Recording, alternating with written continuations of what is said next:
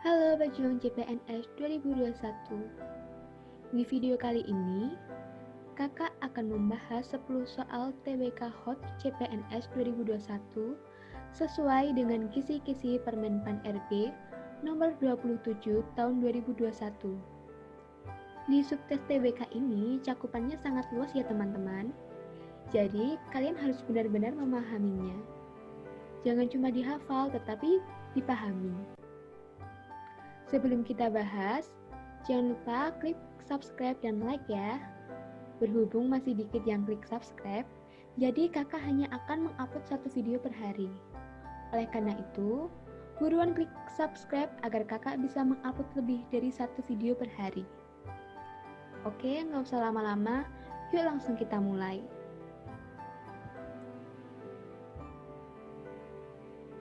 Soal 1. Untuk membangun karakter warga negara yang pantang menyerah, rela berkorban bagi bangsa dan negara, serta konsisten dan konsekuen terhadap cita-cita perjuangan bangsa Indonesia, maka diperlukan kesamaan pemahaman dan seluruh komponen bangsa terhadap konsepsi bela negara, utamanya mengenai nilai-nilai berikut, kecuali A.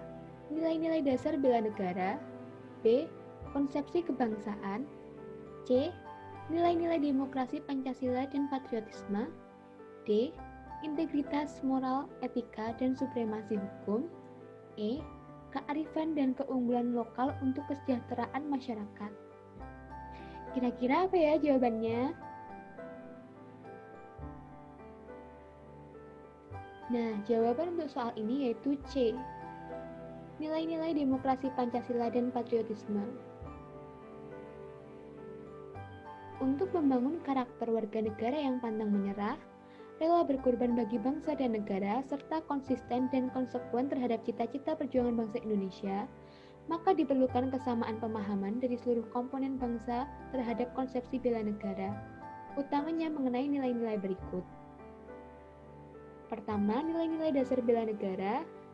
Kedua, konsensus dasar berbangsa dan bernegara untuk persatuan dan kesatuan bangsa. Ketiga, konsepsi kebangsaan. Keempat, integritas moral, etika, dan supremasi hukum. Kelima, kearifan dan keunggulan lokal untuk kesejahteraan masyarakat. Di dalam soal itu yang ditanyakan kecuali ya. Jadi jawabannya yang C. Soal nomor 2. Bandung Lautan Api adalah peristiwa di bumi hanguskannya kota Bandung, Provinsi Jawa Barat pada tanggal 23 Maret 1946. Peristiwa tersebut merupakan bentuk atau wujud dari A. Integritas, B. Bela negara, C. Nasionalisme, D. Cinta tanah air, E. Pertahanan negara. Jawabannya apa ya? Jawabannya yaitu B. Bela negara. Nah, untuk tipe soal SKD dari BKN itu lebih banyak ke penerapan ya teman-teman. Jadi kalian harus benar-benar hafal dasar-dasarnya.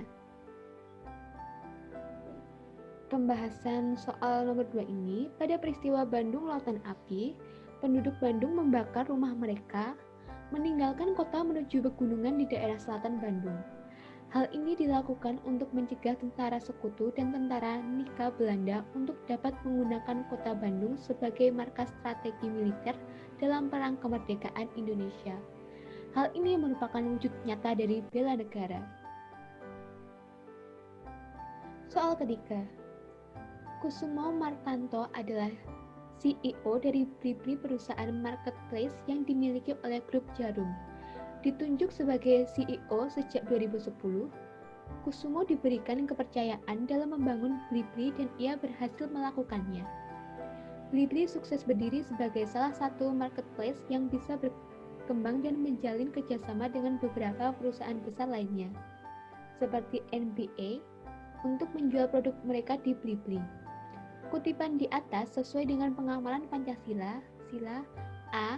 Keadilan sosial bagi seluruh rakyat Indonesia, B. Persatuan Indonesia, C. Ketuhanan yang Maha Esa, D. Kerakyatan yang dipimpin oleh hikmat kebijaksanaan dalam permusyawaratan perwakilan, E. Kemanusiaan yang adil dan beradab.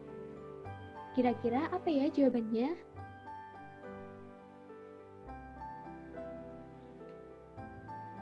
Jawabannya yaitu A. Keadilan sosial bagi seluruh rakyat Indonesia. Berkat kerja keras dan sikap tidak mudah menyerahnya, Kusumo Martanto berhasil mengembangkan marketplace Blibli dan menjadikannya salah satu marketplace terbesar di Indonesia. Sikap tersebut bersesuaian dengan sila kelima, yaitu keadilan sosial bagi seluruh rakyat Indonesia. Mungkin di antara teman-teman bertanya, kok bisa mencerminkan sila kelima? Penjelasannya yaitu, sikap tidak mudah menyerah termasuk ke dalam nilai-nilai yang terkandung di sila kelima. Oleh karena itu, untuk mengerjakan soal seperti ini, teman-teman harus paham betul 45 butir nilai-nilai yang terkandung dalam Pancasila. Soal keempat.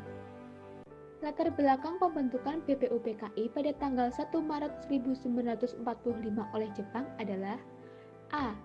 Sekutu semakin terdesak dalam Perang Dunia II di wilayah Pasifik. B. Jepang menyerah tanpa syarat kepada pihak sekutu pasca pertempuran Laut Karang. C. Kondisi Jepang yang semakin terdesak dalam Perang Pasifik. D. Berakhirnya tugas PPKI pasca penandatanganan kapitulasi Kalijati. E. Keinginan Jepang untuk mewujudkan kemerdekaan bagi bangsa Indonesia. Jawabannya yaitu C. Kondisi Jepang yang semakin terdesak dalam Perang Pasifik.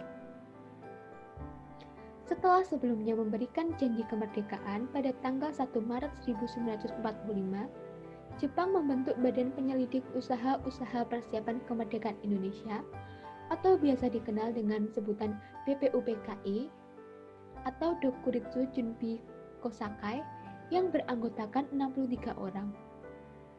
Latar belakang pembentukan BPUPKI secara formal termuat dalam Maklumat Kunseikan nomor 23 tahun 29 Mei 1945.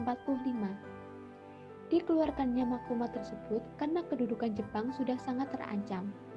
Maka sebenarnya kebijaksanaan pemerintah Jepang dengan membentuk BPUPKI bukan karena kebaikan hati Jepang, tetapi ingin mementingkan diri sendiri. Sepertinya nomor 4 ini cukup jelas ya. Soal nomor 5. Fungsi dan peran UUD 1945 sebagai hukum dasar dan juga sebagai alat kontrol mengandung pengertian bahwa A. UUD merupakan sumber hukum tertinggi atau tertulis. B. Sebagai dasar dan garis besar hukum dalam penyelenggaraan negara harus dilaksanakan dan ditaati. C. Mengecek apakah norma hukum yang lebih rendah sesuai dengan ketentuan UUD 1945. D. UUD bersifat mengikat terhadap pemerintah, setiap lembaga negara atau masyarakat, setiap WNI dan penduduk di Indonesia. E. UUD merupakan pengawas kinerja pemerintahan dalam negara Indonesia. Kira-kira apa ya jawabannya? Jawabannya yaitu C. Mengecek apakah norma hukum yang lebih rendah sesuai dengan ketentuan UUD 1945. Fungsi Undang-Undang Dasar 1945 sebagai alat kontrol dalam pengertian UUD 1945 mengontrol apakah norma hukum yang lebih rendah sesuai atau tidak dengan norma hukum yang lebih tinggi. Teman-teman harus paham ya fungsi-fungsi Undang-Undang Dasar 1945 dan fungsi-fungsi Pancasila. Karena jika tidak paham, maka akan kesulitan membedakannya. Apalagi di pilihan soal kalimatnya hampir mirip semua. Oke, kita lanjut soal nomor 6. Berdirinya pergerakan-pergerakan nasional di Indonesia dipengaruhi oleh faktor internal dan eksternal. Berikut yang bukan merupakan faktor internal pendorong munculnya pergerakan nasional adalah A. Adanya diskriminasi rasial. B. Adanya penderitaan rakyat yang berkepanjangan akibat penjajahan. C. Timbulnya paham-paham baru yang masuk ke Indonesia, seperti nasionalisme, demokrasi, liberalisme, dan sosialisme. D. Lahirnya kaum-kaum intelektual atau terpelajar yang menjadi pemimpin pergerakan. E. Adanya kenangan kejayaan masa lalu seperti zaman kerajaan Sriwijaya dan Majapahit. Jawaban nomor 6 yaitu C. Timbulnya paham-paham baru yang masuk ke Indonesia seperti nasionalisme, demokrasi, liberalisme. Jawabannya yaitu C. Timbulnya paham-paham baru yang masuk ke Indonesia seperti nasionalisme, demokrasi, liberalisme, dan sosialisme. Karena ini berasal dari faktor eksternal.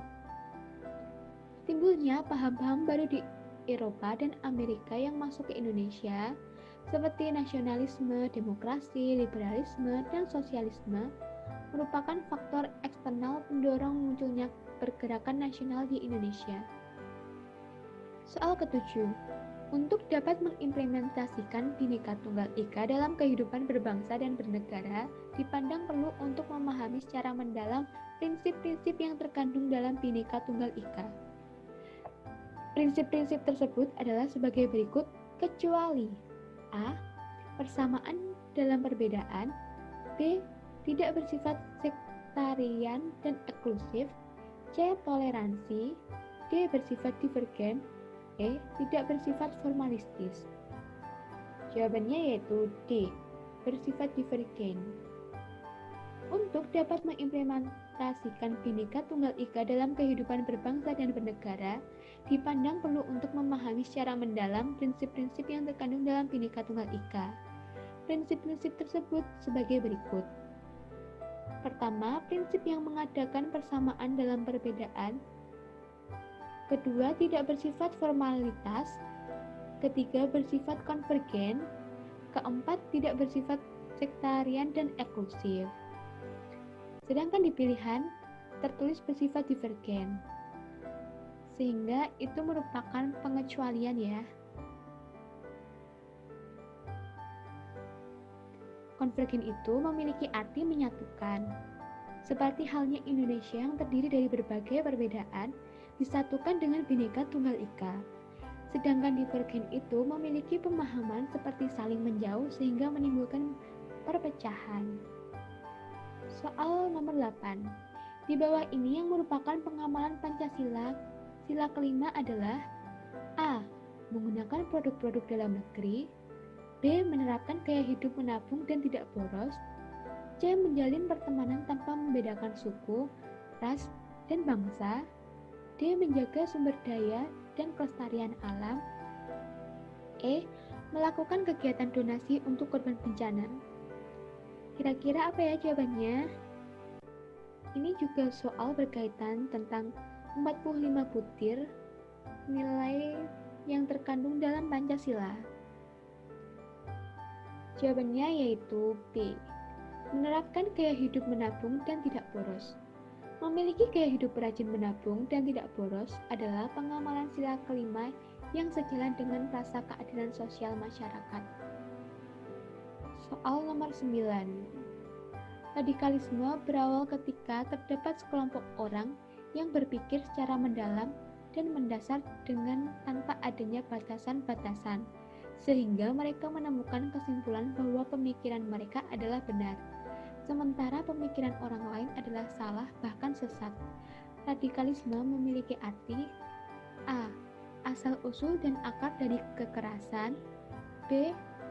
Hal fundamental dalam berpikir, C. Sumber masalah, D. Paham atau lairan yang menginginkan perubahan atau pembaharuan sosial dengan cara kekerasan atau drastis, E. Tidak ada jawaban yang benar.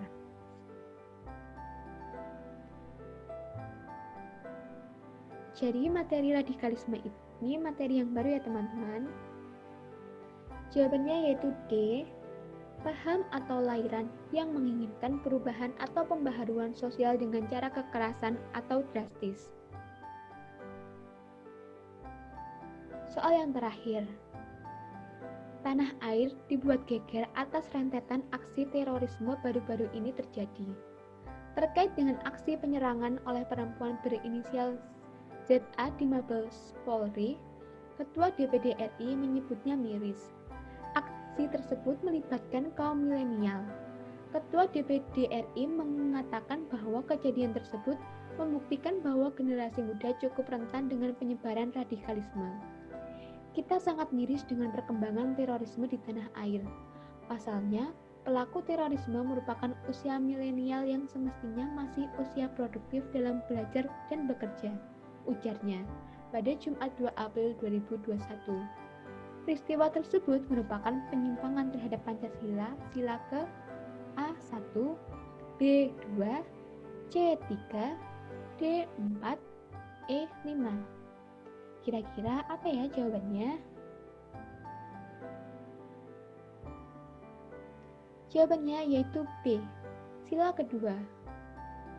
Peristiwa tersebut bertentangan dengan Pancasila, sila kedua yaitu kemanusiaan yang adil dan beradab. Ini juga soal yang berkaitan tentang 45 butir nilai-nilai yang terkandung dalam Pancasila. Itu dulu ya soal yang kita bahas. Buat teman-teman pejuang CPNS yang masih bingung materi TWK bisa tanya melalui IG kita. Yuk ambis belajar. Nanti kita sediakan di story IG. Teman-teman bisa menuliskan bagian mana yang kalian belum paham. Insya Allah nanti akan kita bahas di video-video selanjutnya sembari membahas soal-soal. Jangan lupa subscribe and like ya, agar kakak lebih semangat lagi membahas materi dan soal CPNS.